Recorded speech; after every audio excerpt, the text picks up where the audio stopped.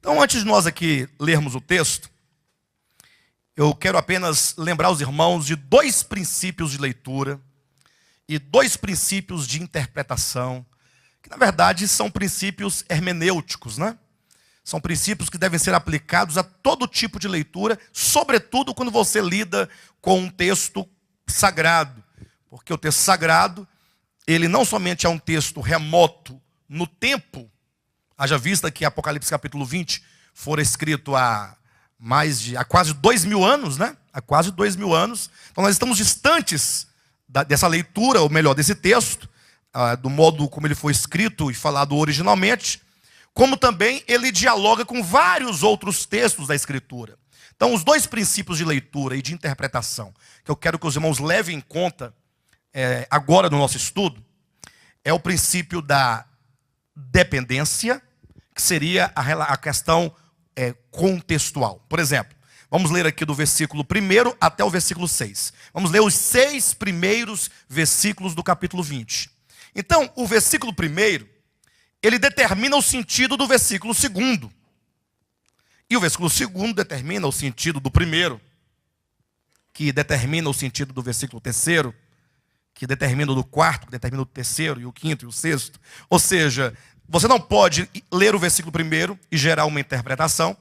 Em seguida você lê o versículo 2 e gerar outra interpretação. E depois lê o versículo 3 e gerar outra interpretação. Como se os versículos fossem independentes entre si. Não. Os versículos, eles são determinados pelos demais versículos. Ou seja, um versículo depende de outro, para que numa relação contextual, nós venhamos a extrair ou a colher do texto o seu significado.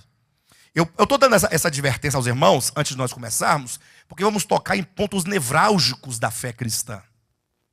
Talvez você nunca tenha ouvido alguma coisa que você possa ouvir hoje ou em outras reuniões. Então, assim, eu tenho esse cuidado para que você saiba da nossa responsabilidade ao lidar com o texto sagrado e para que você tenha os meios de criticar aquilo que você vai ouvir e aquilo que você vai ler. Então, o primeiro princípio é o princípio da dependência, ou seja, a dependência que um versículo tem do outro, que é uma questão de contexto, certo? Então, digamos, o versículo 4... ele está dentro de um contexto, que começa no versículo 1, que vai no versículo 2, que passa pelo 3, que continua no 5, que acaba no 6. É o princípio da dependência, que é o princípio do contexto. Perfeito? Temos também um segundo princípio, que é o princípio da interdependência. Eu falei, o primeiro é o da dependência, quando um versículo depende do seguinte, e assim sucessivamente. Agora, a interdependência, que é o segundo princípio, tem a ver com a relação com outros textos das Escrituras. São os intertextos.